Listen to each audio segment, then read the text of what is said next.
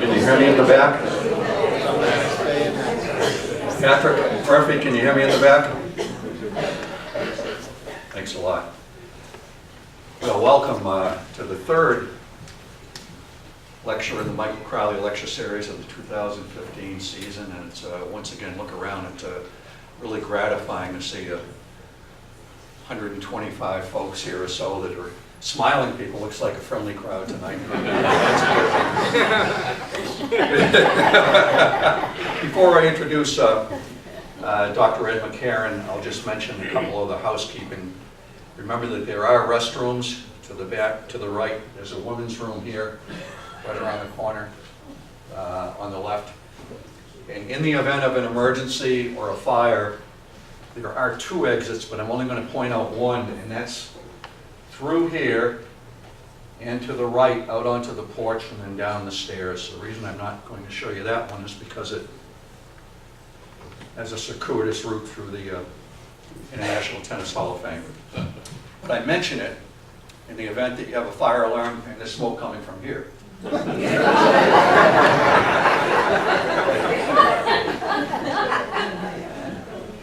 And tonight we're very fortunate. We're going to welcome back for the third time.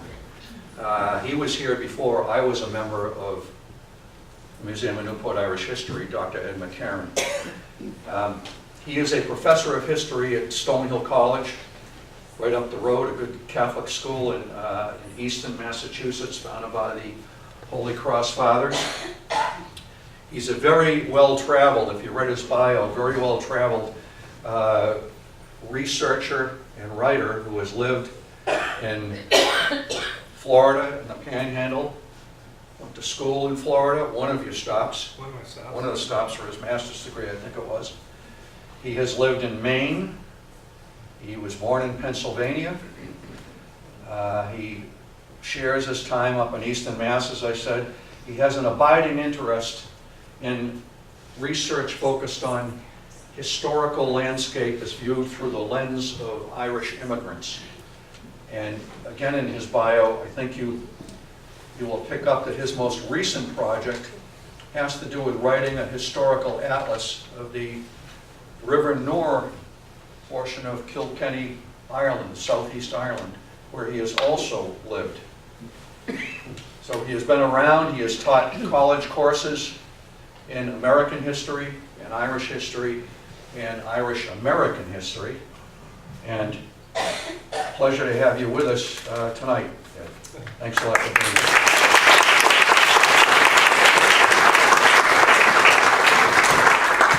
Can everyone hear me? Yes. Is that pretty clear? Okay, great. Well, it's a pleasure to be here. I really have enjoyed my drive down as well in the rain, coming down from Stonehill, and just wanted to thank everyone for coming out tonight, and also thank Mike and Ann for setting everything up. And I notice certainly a couple friends out in the audience, Father Bob Heyman and also Joyce Botello. So wanted to thank them for coming out today as well, and thank all of you. I guess maybe to start, I just wanted to pose a couple questions. How many folks have Newfoundland roots? So, a handful of you. Great. How many have Newfoundland? There's a Newfoundland one. Yeah, that's a good Newfoundland too. How many have Newfoundland roots in Newport? Any? Okay, so we'll hopefully you can all sort of jump in a little bit if you want to share some of your ideas toward the end in terms of just some of your experience, your family history. I'm particularly interested in family history and looking at linking immigrant history with sort of some of the personal experiences of people. As Mike was mentioning, I study a particular area of Ireland, the River Nore, particularly a place called Innisteag. My wife is from Ireland, and she both and I, we both are doing an atlas exploring part of that river valley and looking at some of its, particularly its diaspora, the sort of movements of people out to a variety of places. Like this little place that I study, Innisteag, there's folks that left certainly as early as the 18th century. In fact, those of you who know Bishop Berkeley, George Berkeley, who has certainly these connections with Newport and Middletown, he comes from a place just north of Innisfree, a little place called Dysart, along the River Nore. And so, you know, starting with Berkeley, but also looking at folks going particularly to Newfoundland. This is one of the most common destinations for people in the Southeast during the 18th and 19th centuries. So I'd like to share some of that research with you. You know, if we came and fast forwarded into the late 19th and early 20th century, I could also talk about folks who left Innisfree, this little tiny parish, for places like New Zealand, Australia, Chicago, and even at the beginning of the 20th century, 6 young men went off to Hong Kong to work in the police force in Hong Kong. So this really wide-ranging horizon of destinations. But for tonight, we'll talk about Newfoundland. I guess just to begin, I'd like to introduce you to someone, William Grant. I don't know how many of you can see the small detail of his gravestone, but he died in 1881. He's age 98. You know, so I think they fudged on that. I figured it out. He was probably more about 93, but that's pretty good. You know, and, but no, I shouldn't take anything away. I think 98 is pretty accurate, really. And you know, William Grant, he came from a little place called Mullinavat, and it's in County Kilkenny. And like others of his generation, particularly after the Napoleonic Wars, he would have been sort of constricted in terms of opportunities, certainly for land, for you know, labor, and he set off for Newfoundland. And it's not a coincidence. I mean, there's between 1800 to 1833, there's about 35,000 folks who left primarily from the southeast of Ireland to go to Newfoundland. He's one of them. But just to follow his trajectory, he goes out to Newfoundland, goes and settles in an area called Riverhead. It's right in St. John's, the city of St. John's, and he works as a cooper. So he's a pretty essential person in terms of putting together barrels for, you know, if you're thinking about why are folks going to Newfoundland, it's because of the cod fishing trade. And, you know, shipping cod back to particularly Iberia, the Mediterranean world. And so folks like Grant are pretty important in terms of that cog of work that, you know, folks put together in Newfoundland.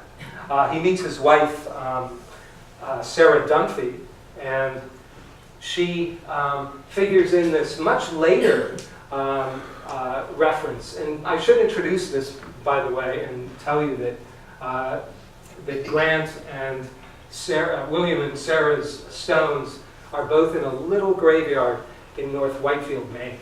It's a place called St. Denis. It's a very early Catholic churchyard, and we'll talk more about it as we sort of move into America and from Newfoundland. But Grant went first to Newfoundland. He meets his wife. She's a native of Newfoundland, so her parents had been Irish who had immigrated earlier. And they're married in a little chapel in St. John's.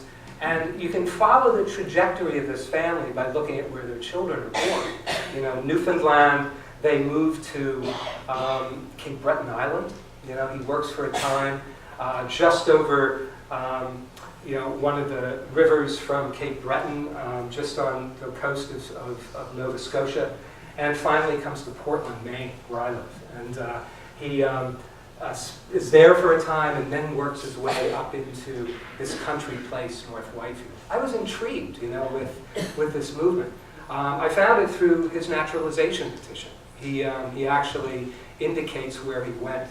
And sort of looking, was able to find his marriage record in St. John, and these are online. And so it was you know, sort of an interesting way of maybe starting and introducing to you some of the places that I'm going to go in terms of Ireland, Newfoundland, and finishing up in Maine. If we try to understand the the beginnings of this migration. I think some of you probably know in 1992 there was a moratorium regarding fishing cod in Newfoundland. And that moratorium ended nearly 500 years of fishing off the coast of Newfoundland. It's this remarkable range of movement. You have Basque, Portuguese, French, English, a variety of folks who would fish off of Newfoundland. It's one of the richest maritime areas of the world, really, the Grand Banks. And so cod was king, cod was central, and this is what drew Irish, but also English and a variety of folks to the Grand Banks, and particularly to Newfoundland. If we look at some of the beginnings, I mean, we can ask ourselves, why Ireland? How are they connected into this? And so if we think of the fact that for the British merchants who are really working this trade, and this is starting pretty early, 1700s, certainly 1600s, you're looking at 17th century beginnings for the most part, but also a lot of West Country merchants. And they're bringing over English fishermen, they're bringing over a variety of provisions with them. This migration isn't permanent at this point. So if we're thinking about this particular visual, for example, is from the 17th century. So at that point, it's migratory. People are going out seasonally, they're working, and then coming back. These British merchants, they figure, what better way to do this if we want to really sort of cut our costs is put on our provisions and put also on some of our servants and fishermen and labor sort of at the last minute. Just as you're going to take that transatlantic leap, you're going to put on all these necessary folks and provisions. And so that's where Ireland comes in. So particularly Waterford, a number increasingly of merchants would put on labor and provisions there before they set off for Newfoundland. So this is starting really about 1700 in terms of Ireland's connection with this. One thing to think about when you're thinking about Newfoundland and the Irish, and I sort of already, I think, telegraphed it, was that most of those folks going to Newfoundland are coming out of the southeast. So places like Waterford, Wexford, South Kilkenny, South Carlow, East Tipperary. There's a really very specific draw of folks to Newfoundland. It's not necessarily island-wide, and folks would go off in these vessels. These British ships would be coming in, taking them off, and then they'd be coming back essentially the same season. Hopefully with some money in their pocket. So it's a pretty active trade as early as 1700. This might excuse the murkiness of the slide, but this is Waterford, and Waterford is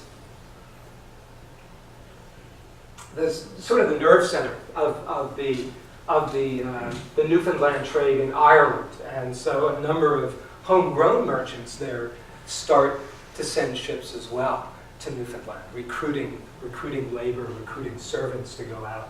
So, understand too that those folks who are going out to Newfoundland, this is a shot of agricultural laborers. They're primarily what we call spalpeens. They're people who would go off to harvest, crops in Kilkenny or a fairly rich area of Ireland. They may go off to, if you're from Donegal, you may go off to Scotland for the potato harvest.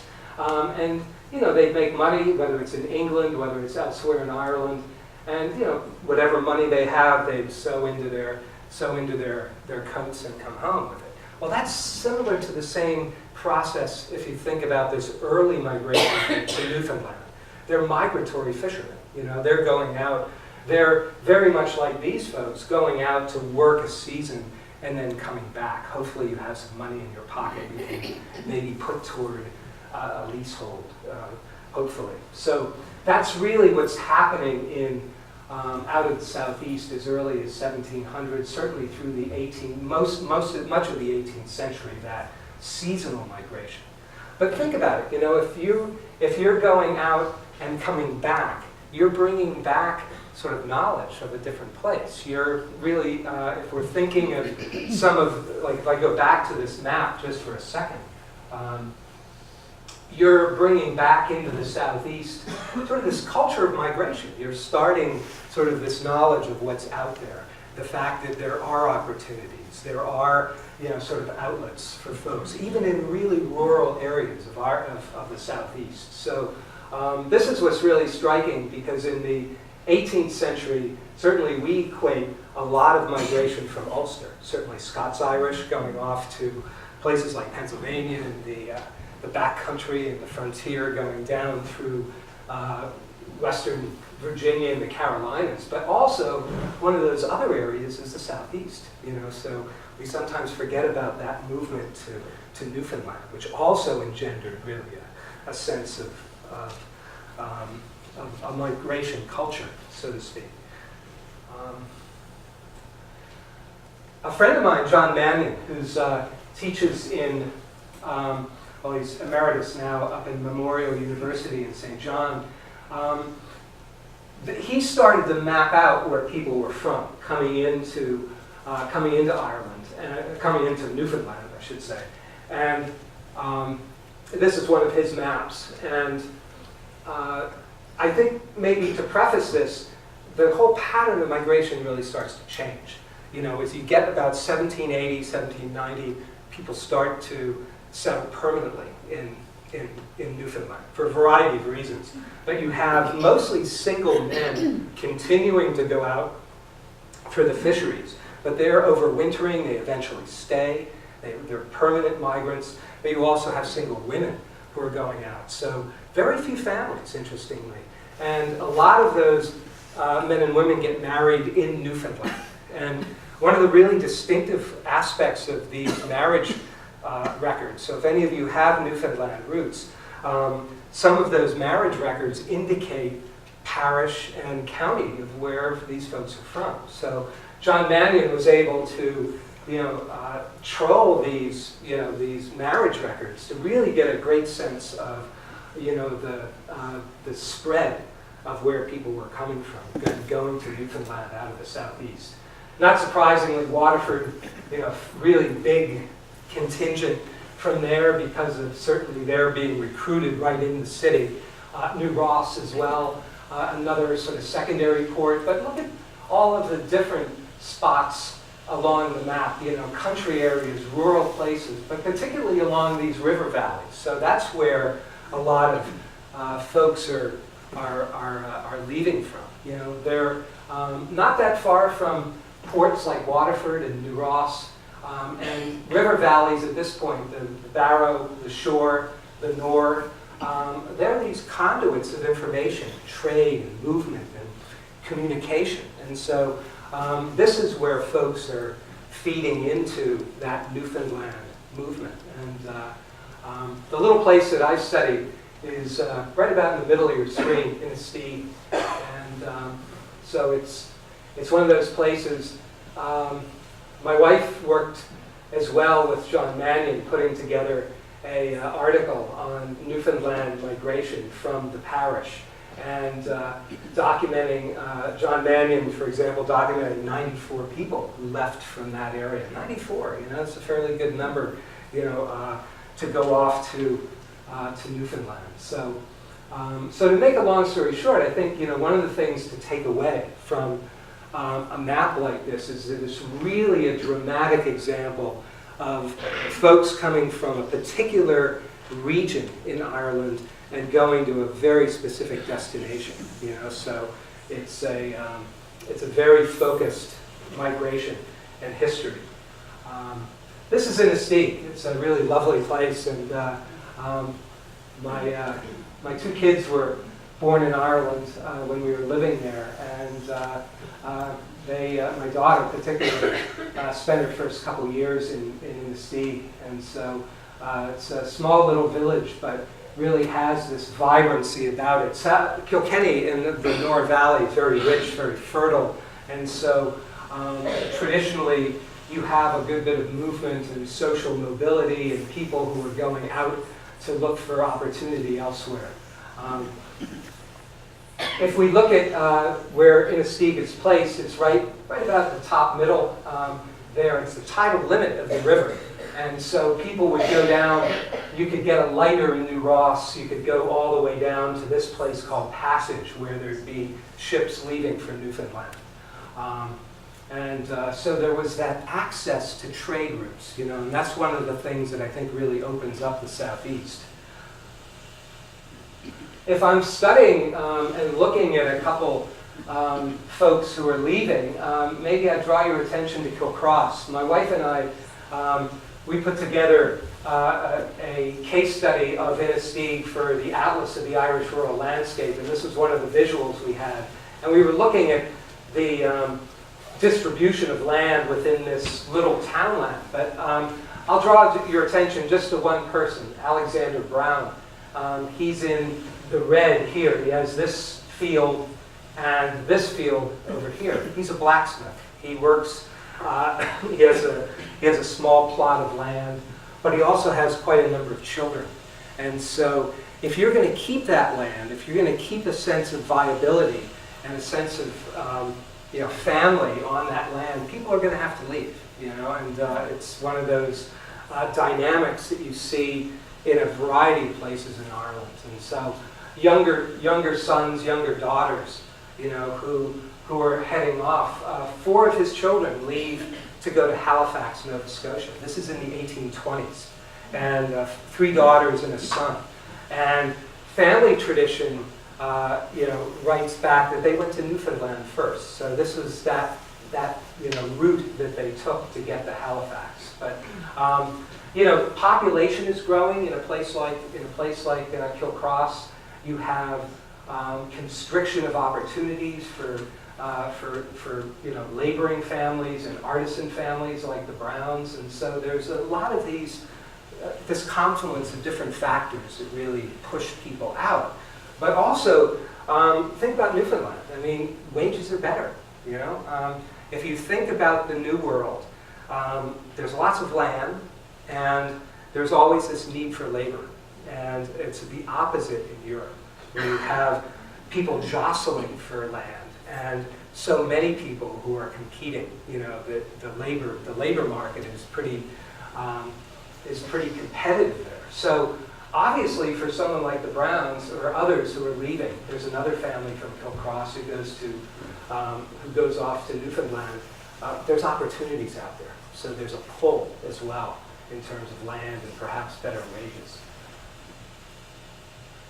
This is the house of the Browns, now a ruin, and right in Kilcross. But this is a place where, in the next generation, by the 1890s, there's kids going off to England, and one fellow, Ned Brown, who goes off to Hong Kong. So he's one of those folks who worked in Hong Kong, came back every 5 years. His family actually stayed in Inistigues, and he worked out on the other side of the world. But they came out of this small house in Kilcross. Let's move into Newfoundland. You know, if we were traveling down the shore, the Nore, and past into the Waterford estuary, we probably would have taken a ship from this place, Passage East. Pretty evocative name. There's still a ferry there. This shot I took from the ferry in the middle of the estuary. So you catch those ships from this deep water part of the estuary. And some of the last views you'd have of Ireland going off. But this is one of those places that greet you. How many have been to Newfoundland?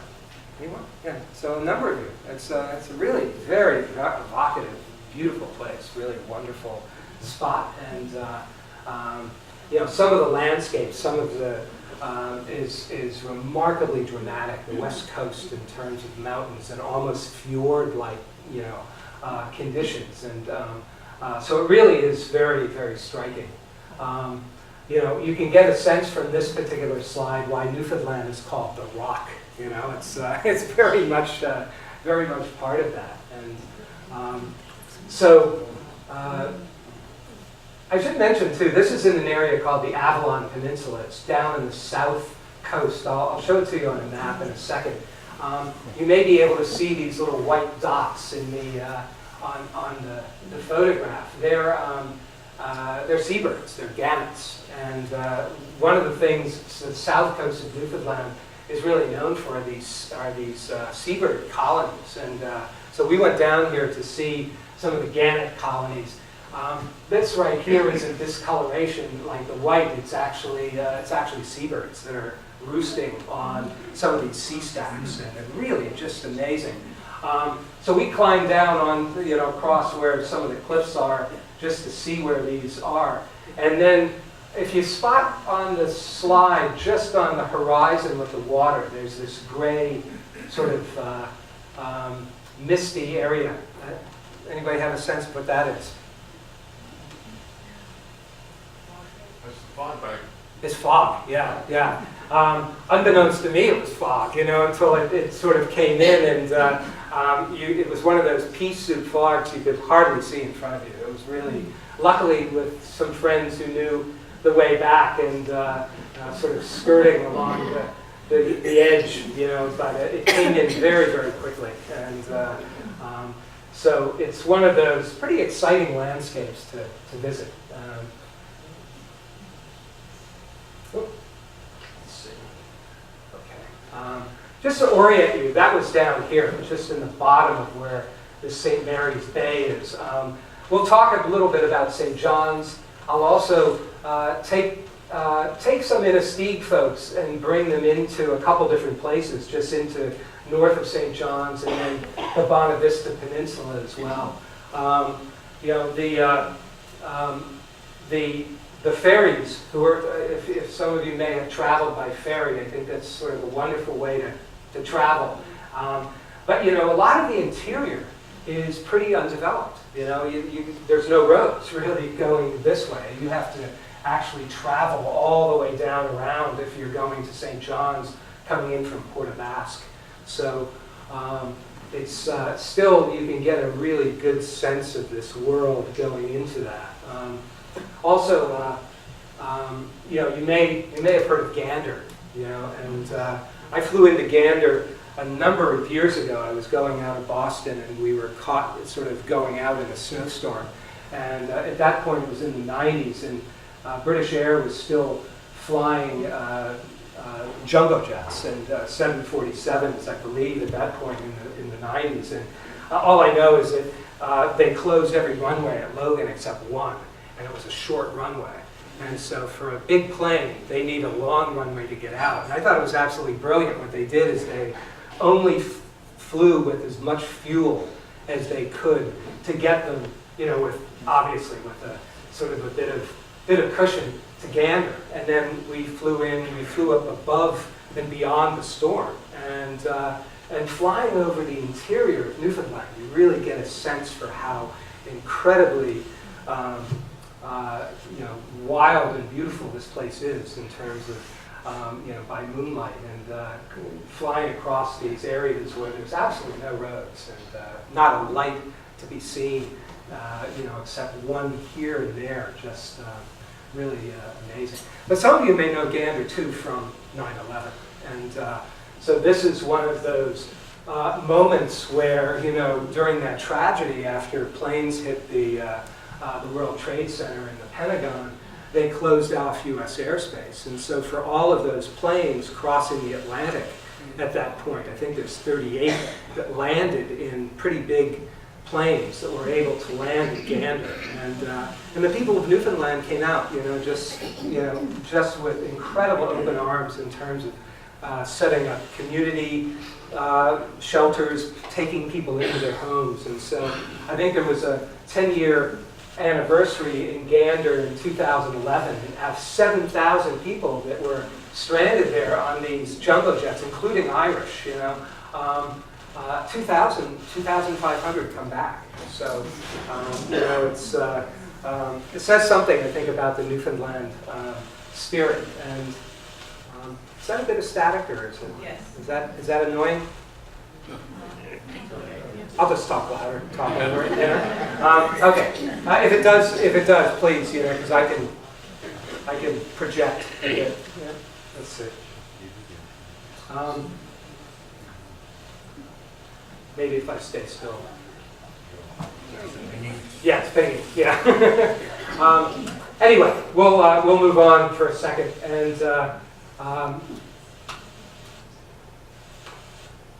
St. John's, in the 18th, 19th century, again, the nerve center of this cod empire, really, in terms of bringing cod back to a variety of places in Europe. Yeah, I know he's going to send off. Okay, yeah, I'll probably do that.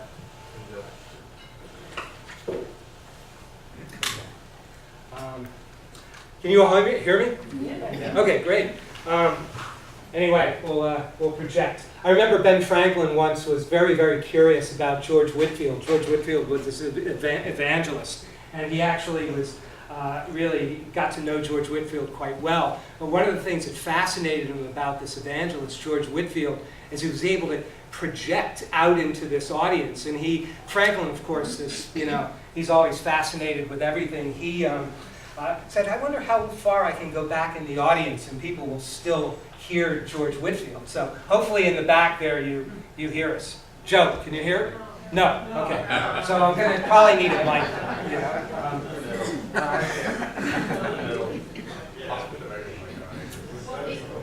So if you have a mic that... We might try the regular mic that's attached to the podium if there's a buzz with the lavalier. Oh, okay. Yeah, I think it's back Yeah, there. let's try that Okay. because it's a very deep room. Sorry about that. I'm not George Whitefield. We've only had one speaker who didn't need a microphone. It happens like every 5 years. Can everyone hear me? Is that better? Great. Okay.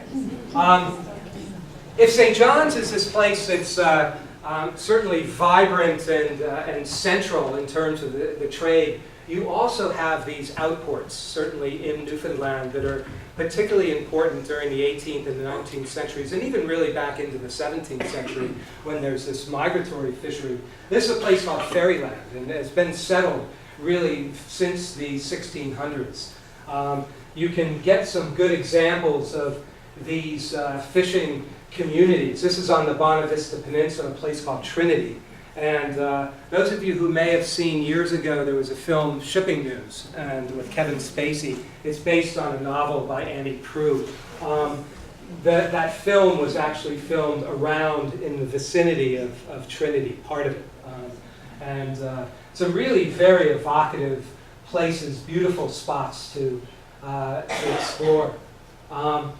And always some of the accoutrements of the fishing trade. Again, these are some of the warehouses and different aspects associated with fishing, and some of those who had made a name for themselves. William Collins, a principal planter here. Now it's interesting because he's not a planter in the agrarian sense. A planter also is a word that equated to someone who was sponsoring some of the fishing industry in that area. So Collins was a person associated with the fishing trade. But some great survivals of different material culture as well in Newfoundland. This is a place that I did stay for a bit, a place called Keels. And this dates back to the 17th century, primarily English fishermen there, and increasingly a scattering of Irish, certainly by the early 19th century. I think during the 19th century it was about 40% Irish. Gives you a sense of some of the scattered nature of settlement, but really very vibrant as well in terms of this fishing trade. I just wanted to give you some examples of some of the vernacular architecture. This is a house actually that I believe was built and lived in by an immigrant from just north of Innisfree, from Thomastown, a place called Thomastown. But you just have these wonderful examples of vernacular architecture that survive in Newfoundland. And Keels is a great sort of lab to see that in. And also a great collection of outhouses. There's indoor plumbing certainly, but you have these survivals of these traditional items from long past, or maybe this one's still operational. I can vouch for that. It even it's sort of a room with a view, has a window. So it's when things get a little crowded inside the house, there's always these spots to go. Not literally, yes, literally. Okay.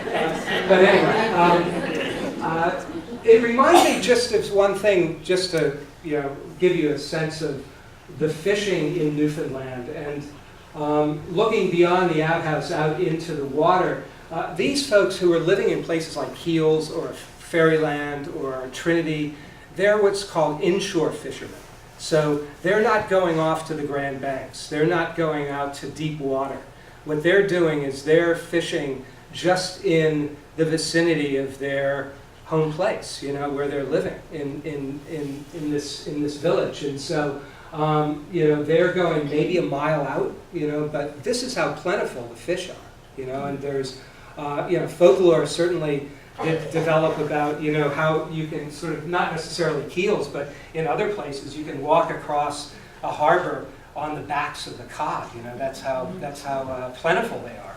And so it's those types of adages that you take certainly, but you get a sense for how lucrative and how pretty active that fishing was. But they're again just inshore. I'm thinking of that fellow who noted himself as a planter. There's often these agrarian, I guess, comparisons we could make. Because these folks are leaving. The Irish who settled in Keels, they're coming from rural places in the southeast of Ireland. But when they get over to Newfoundland, they're essentially farming. Their fields are out in the bay. They're leaving their houses and going out to work those sort of watery fields, if you will, to bring in cod. And that's sort of an insight that this friend of mine, John Mannion, was sort of talking about. In terms of how does someone transition to different types of work and economies, and some certainly are very successful in terms of some of these communities. Others struggle, certainly at all times. So but places like Keels, you can still get a good sense of what this world was like. And then my friend right in the middle, I don't know if you can see. Right here, it's a little unclear, but it's a moose, And if anybody wants to see moose, go to Newfoundland. This is the best place for moose. And I think the folklore is that there's more moose than people. But it's when I was driving over to see these friends who were living on the Bonavista Peninsula, they said, get in early, there's a moose curfew, and so, meaning, and I found this out the hard way. We didn't get in early. We were driving at night down a little country road, 3 miles an hour, because there were like 4 moose in the road at one time, and just, I was saying to my wife, do you think I can, if I just go real slowly, we can sort of herd them this way? No, definitely not. I don't think she talked to me for a long time. But it was, but it's really a really good spot to see moose. Anyway, if we think about some of these communities, I just want to draw your attention to one other Innisfree immigrant. This is a place called Logie Bay, and Logie Bay is just north of St. John's. It's a small little cove and bay, and there's a number of Innisfree people who settled there. One of them was Michael Dyer, and he went out from Innisfree in the early 19th century, and his wife's name was Catherine Prendergast. And she left as a single woman worked and married Michael Dyer in St. John's, but they went to pioneer this particular outport north of St. John's. And so during the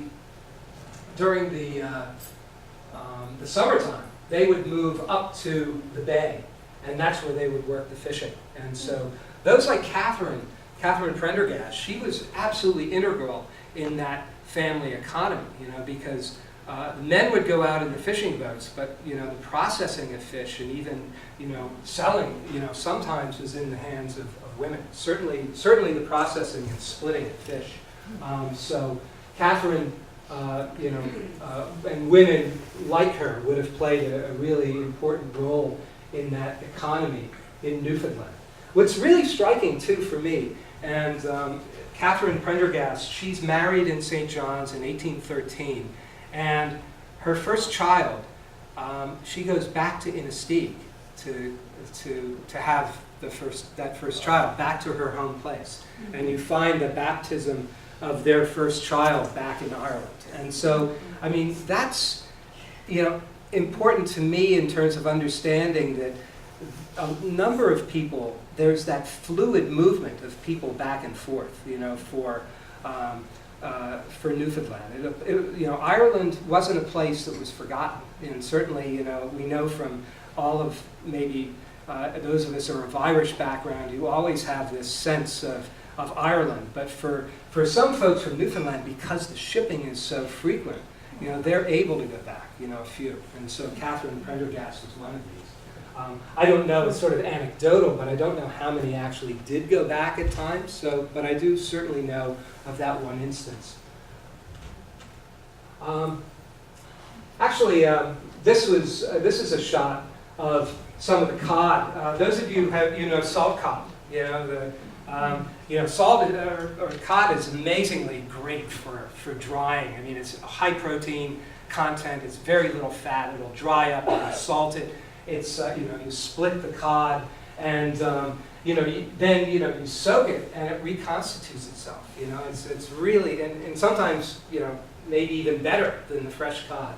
And so that's what they're lifting here are these dried cod slabs, or shingles, if you will, and there's what William Grant is packing in his barrels to send back to Europe. So they're putting these out on what are called stages and drying the cod here. I'm just going to move on here a bit. One of the things that I wanted to, sort of the third part of our program tonight really deals with the movement of people to New England and those like William Grant. And so one of the traditions you also get from Newfoundland is outmigration. Going back into the 18th century, the 17th century. There's folks, a lot of them are English originally who come out. Part of it has to do with trade patterns. This is Boston. We're looking at the north end on that end, and the south end here, and the Back Bay, when it was still a Back Bay. But Newfoundland is really dependent on getting a lot of their food from different places. So Ireland, for example, England, but also New England.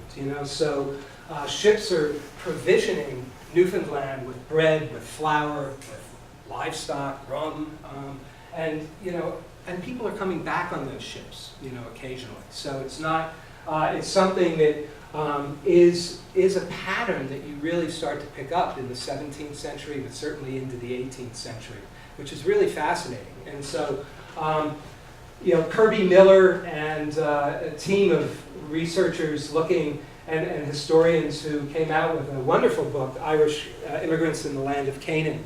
They suggest that the few Irish Catholics that were here, certainly in a place like Boston, those people who would have been of Catholic background, are really coming in part by way of the Newfoundland connection.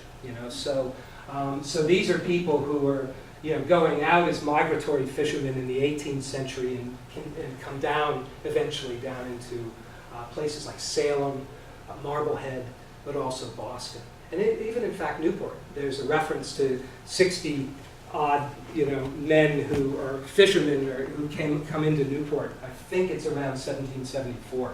I'd have to go back and look, but there's again this outmigration that continues 19th century, 20th century, and so really very, very important pattern in Newfoundland history.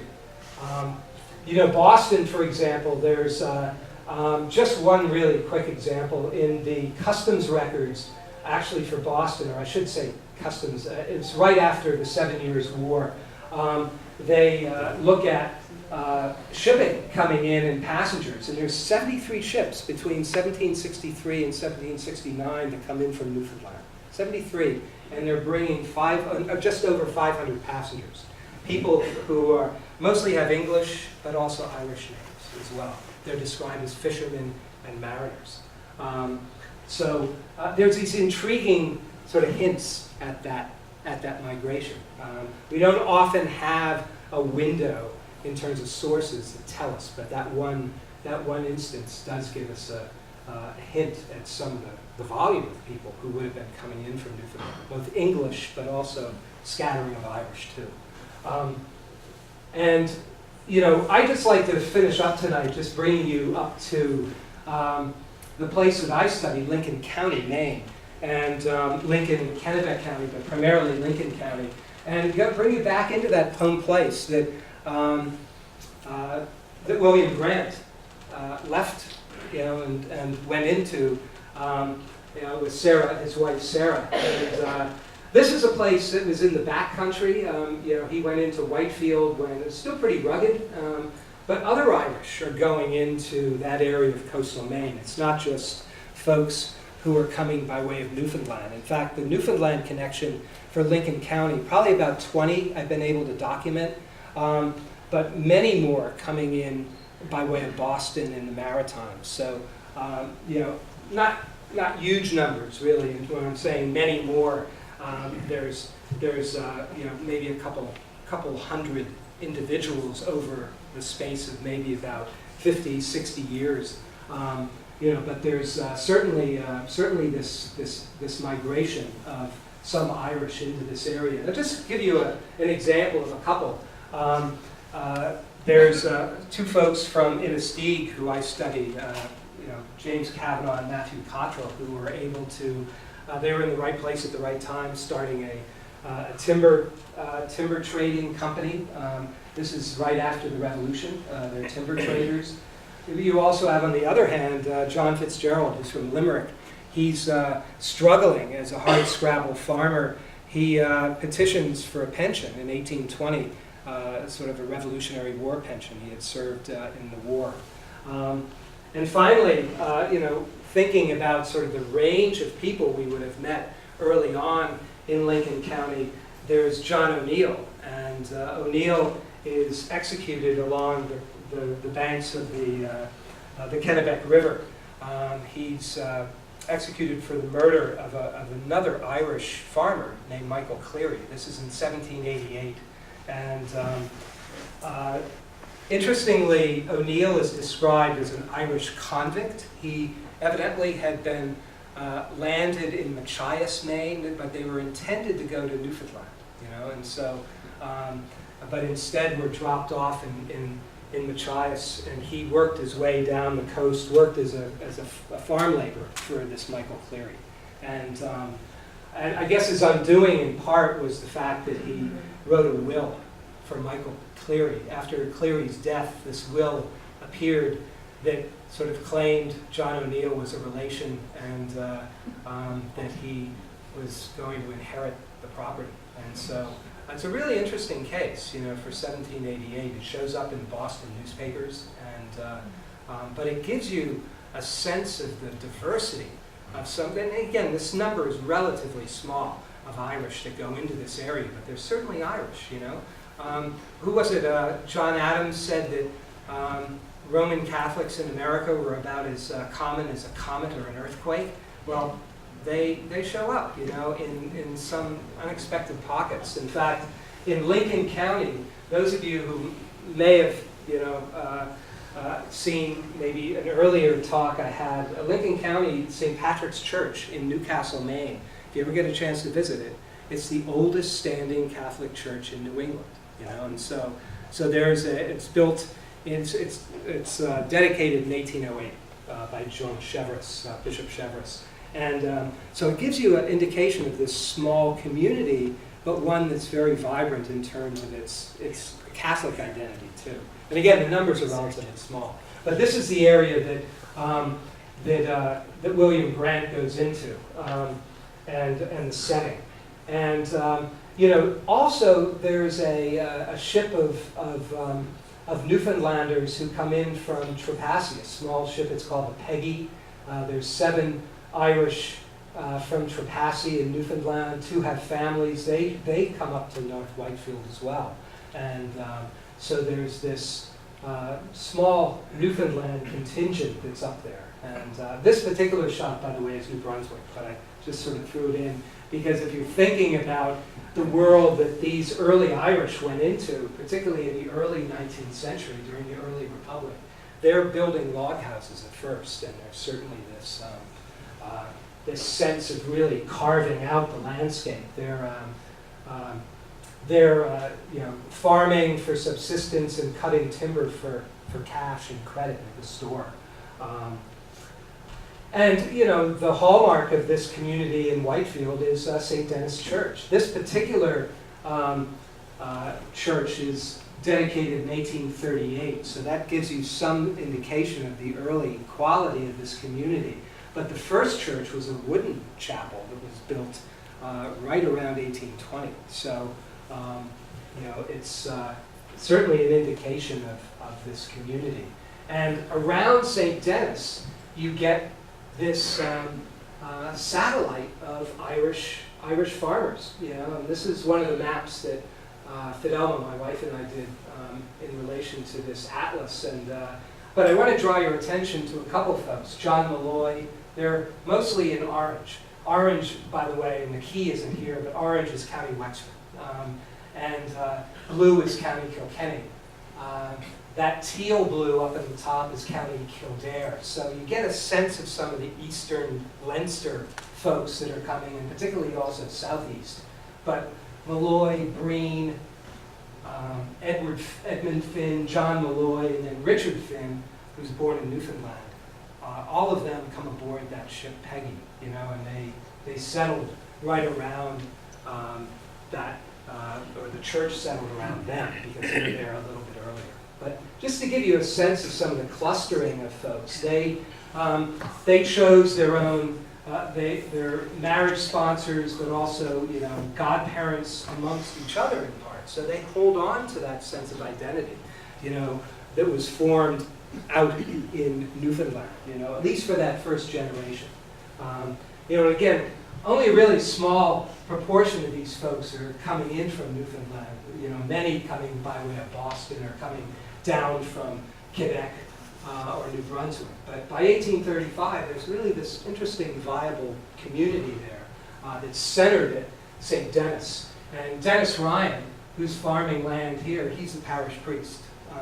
He's from a place called Bramblestown in Kilkenny, and he also operated the saw and the grist mill. So there's really that sense of enterprise and really remarkable sense of vigor that you get from this community, and also the importance really of the Catholic priest within that community as well.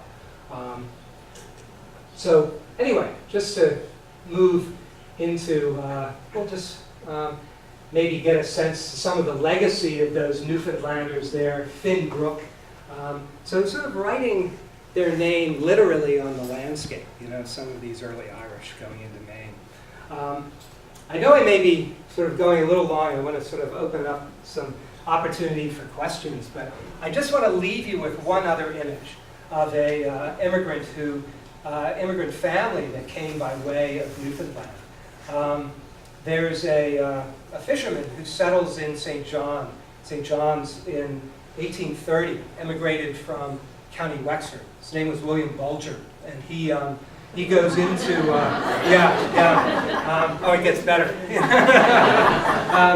He goes into St. John's and works as a fisherman. And his son's name is James. And his son also works in St. John's. Unlike William Grant, they don't leave Newfoundland right away. At least it goes a couple generations. William Grant, is deceased. His son sort of is deceased in Newfoundland. But William Grant's grandson, also named James, emigrates to Boston and settles eventually in South Boston. And I'm sure you know who James's son is. Or sons actually, Billy and Whitey Bulger. But when we think of some of the Irish, we think certainly in terms of Ireland. But actually, as in the Bulger family, at least that paternal line, there's that Newfoundland connection. So sometimes, keeping track of really that really important thread that's coming by way of Newfoundland and what are called the two-boaters, coming in. But in the case of people like William Grant, probably like 3- and 4-boaters, they're taking a number of steps along the way. But anyway, I think there's a new book on Whitey Bulger. It's called Whitey. It's Jerry O'Neill and I think the other author is Lair. But talking about some of that Newfoundland, those Newfoundland antecedents that are important, but certainly for Boston and for New England, a number of folks by the end of the 19th century, the numbers of Newfoundlanders coming into New England is really expanded. I think it goes from like 1885. There's 2,800 or so odd Newfoundlanders in Massachusetts. And by 1905, 20 years later, there's over 10,000. So those numbers are pretty significant. And anyway, just wanted to give you a sense of this world, and just wanted to thank you for your attention as well, and getting through the microphone too. So anyone who has any questions, anything I can help out with? Do you know where the ship records would be for people who came from Ireland through Halifax and then down? That would be like the late 1800s. Ship records for people who came through Halifax and came from Ireland to Halifax. Interestingly, I don't know exactly the answer to that, but what I would mention is that a lot of folks from Halifax actually came by way of Newfoundland. And there's this Newfoundland, really strong Newfoundland connection with Halifax. And I don't know, in the late 1800s, you may want to contact the Nova Scotia archives and see if there are some passenger lists and people who are coming in. But Halifax, I know, has these. Halifax, by the way, I don't know what years your family came in. Late 1800s.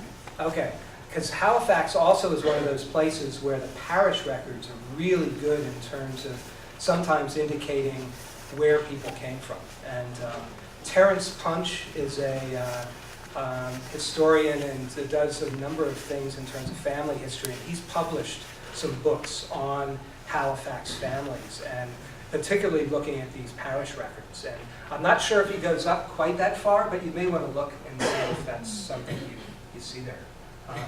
Yes? Were those that settled in Prince Edward Island be likely to have stopped at Newfoundland first? Yeah, the question was, were those who settled in Prince Edward Island, did they also may have come from Newfoundland? Yes, certainly.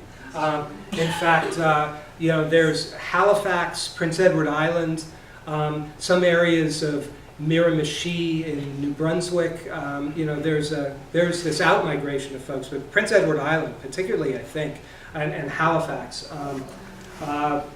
Brendan O'Grady has a great book out on the Irish in Prince Edward Island, and he talks about the migration of folks from Newfoundland.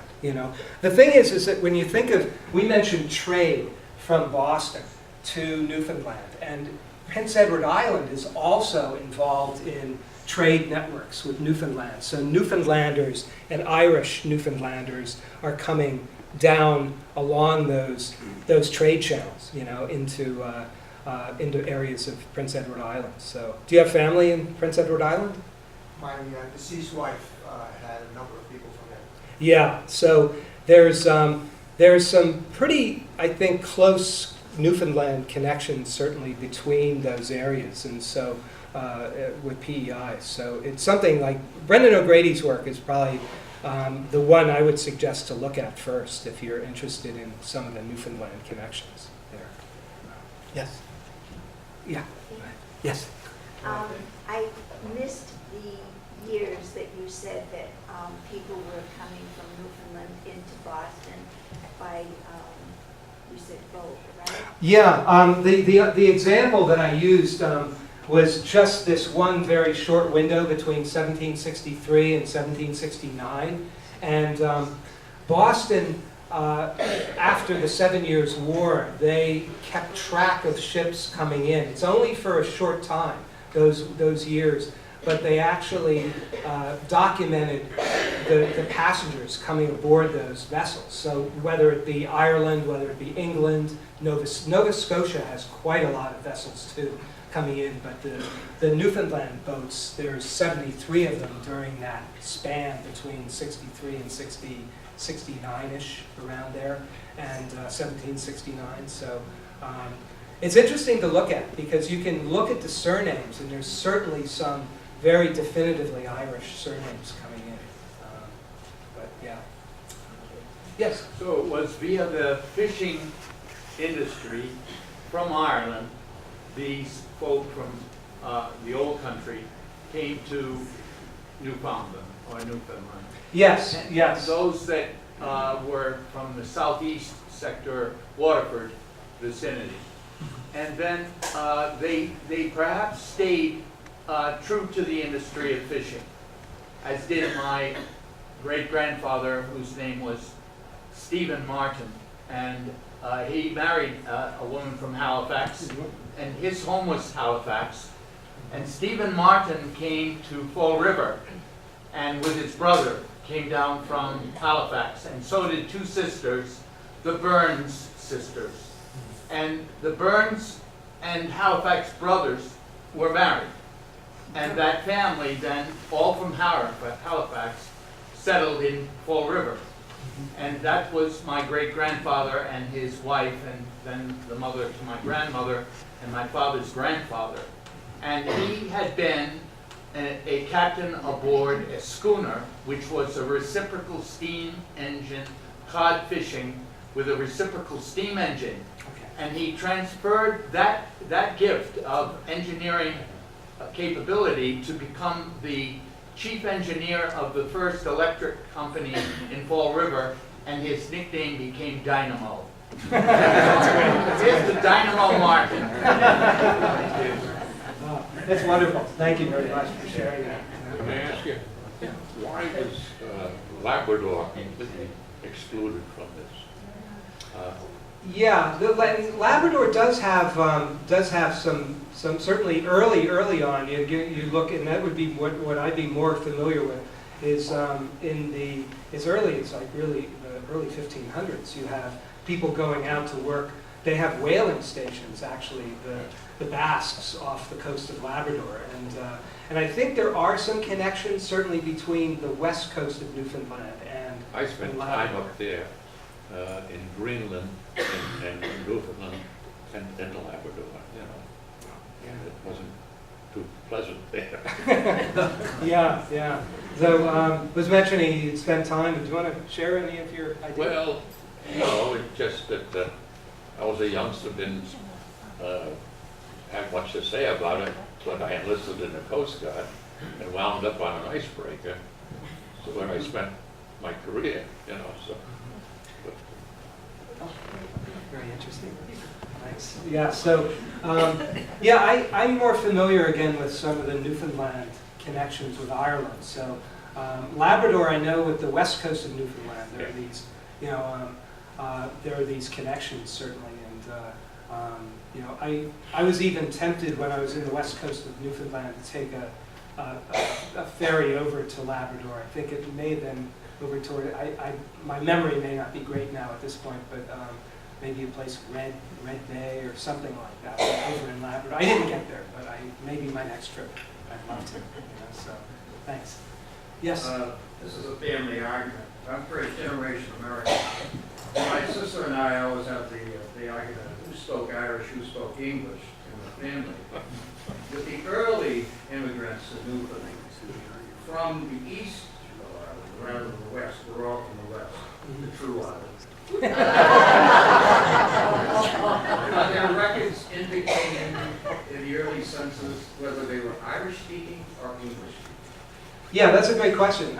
You know, whether those folks leaving from southeast of Ireland were Irish speakers or English speakers, they're both probably, you know, because in the river valleys themselves, they're the channels of Anglicization. You know, you have these towns and villages that are getting established on those river valleys and trade and commerce, and they're, you know, English is really the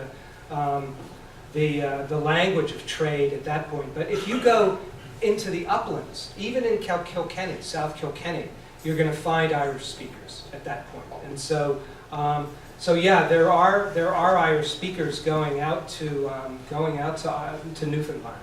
In fact, what's really interesting is that Newfoundland is one of the few places in the New World that actually has an Irish name. You know, it's called it's really interesting. It's Talvanishk, and it's the land. It means the land of the fish, and so it gives us a barometer for the fact that some of those folks going to Newfoundland were Irish speakers, because they, you know, you think of the folks, they're going out, but then they're coming back during the 18th century. They're seasonal fishermen. They're going out to this rock, they're working there, oftentimes maybe under really, really difficult exploitive conditions in some cases, and coming back and talking about that world that they were in, but they gave it a name, you know. So certainly I think that's a barometer of the fact that there were some Irish speakers who go out there. Some of the work of John Mannion, he writes about some of those early folks who settle in Ireland and who would have been also, you know, Irish speaking, you know. So there is that tradition, but you know, you'd have English speakers as well, certainly going out. But yeah, yes. So Newfoundland and Ireland are pretty much on the same latitude, right? So Yes. How long was the run across, you know, from Ireland to Newfoundland, and what kind of? I guess back in the 1700s they followed the winds, and were the winds favorable to that kind of trip? Yeah, that's a good question. I'm not completely sure of the trajectory of. I know, you know, coming back, you know, you usually in the North Atlantic, you know, the prevailing winds. It seems, because I remember flying. You know, when you fly over to Ireland, it's always usually a little faster going over rather than coming back. You know, maybe it's just the way we feel about it. You know, in terms of on the return journey.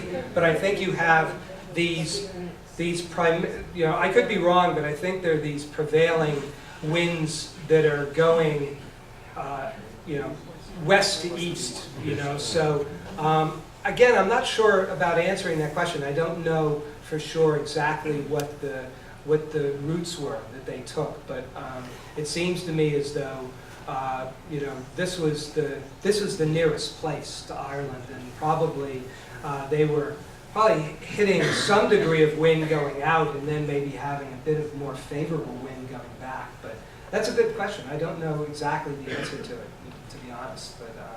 But it's something where those vessels, I think, were going a northerly route. They weren't going down and then coming back up. You know, they were, I believe, going right straight off the coast of Ireland, straight across. So you're right, it's on that same latitude. But you know, it's interesting because Ireland is much more temperate. Those of you who have visited, you know, it's because of the influence and part of the Gulf Stream, and it's really a very, very temperate place, to the point where, you know, you get even some varieties of palms, you know, growing in the extreme southwest. You know, so it's really an interesting change, you know, from, you know, you think of you think of climate, and I'm glad you asked that question, because one of the things about, I guess, adaptation to different places is certainly going into different climatic worlds, and you wonder, the folks going to Newfoundland, it's incredibly, challenging, in terms of winter, and we think we had a bad winter last winter, some of the winters are pretty good up there. I think our friend from Labrador, would be able to, certainly give us a sense of that. But you wonder, at the adaptation of folks, certainly in the past. So. And we have time for one more, and I would love to ask that question. Oh yeah. During the Great Famine, the historical documentation talks about the fact that folks could travel on the famine ships departing Ireland for the United States and Canada, and because it was a pound cheaper to go to Canada, many people, because they were down in their last cents, ended up going to the Maritimes, be it Halifax, Quebec City, or St. John's, Newfoundland. Do you have any, most of your discussion here focused on another era. Do you have any comments on that at all? Yeah, sure. I should have really mentioned, I guess, in terms of Newfoundland. Interestingly, actually, the numbers go down pretty precipitously the closer you get to the famine. Going out to Newfoundland. Most of the Newfoundland Irish, interestingly, are pre-famine. Going out, and particularly like 1800 to 1830, there are certainly still folks going out, to places like St. John's during the famine era. But I think more likely they're heading to what we know as the Maritime Provinces, New Brunswick, also Quebec being also a province that's very, very important. And in part, I think it has to do with some changes in terms of direction with trade. You have timber starting to come out of New Brunswick, out of Quebec, and passengers going back on those ships directly into the Maritimes. But interestingly, Newfoundland starts to really decline the closer you get to the famine. I think most folks who are looking at Newfoundland migration pretty much see it as being a pre-famine phenomenon, which is really interesting. So, but still, you get those folks who are going out, and it's immigration is just such this really human aspect of research. I mean, you have to really get down to the individual level, and that's why I think you all who are doing family history, that's what really makes it exciting. It's really actually able to follow individuals and trying to really flesh out what their experience was. How do they fit in with these larger patterns of migration? Going to St. John's or going to taking ship to Boston. And sort of understanding their world anyway. But it's a pleasure. I really enjoyed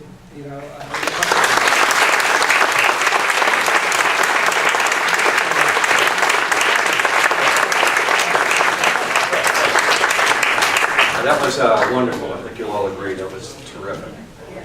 I have one comment on he talked about 9/11 in Gander, Newfoundland, and there's a great short book on that called The Day the World Came to Town. It's phenomenal. And I think the Newfies, as they're called, share the same sense of hospitality that the Irish do. When you don't have much, you always have enough for a stranger knocking at your door. And that's the story of that day when a town of 5,000, their population was doubled with the number of airliners that landed there. And they stayed there, in some cases, several weeks, almost a month. And they shared their houses, their showers, they cooked meals for these people. And the great part of it is, in the end, including people like Hugo Voss, the CEO of the clothing company, he was stranded there, and he refused to be picked up by his company jet the next day and said, I'm with real people, and I'm going to remain here.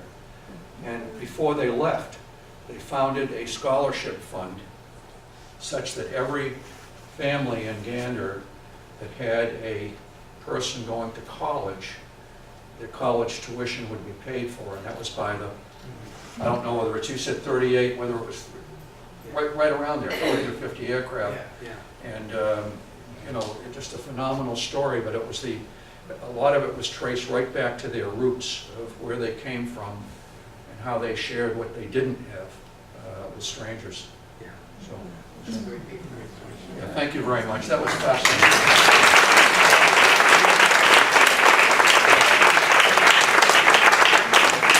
And I once again remind you to please thank Cody and Joe from the International Tennis Hall of Fame, who set up all the chairs, provided the venue, and Peter Crowley and Brian back there, the innkeep, who provided this. And also on your way out, you might want to wish a happy birthday to Laurel Kenny back there somewhere. This is her birthday. Thank you.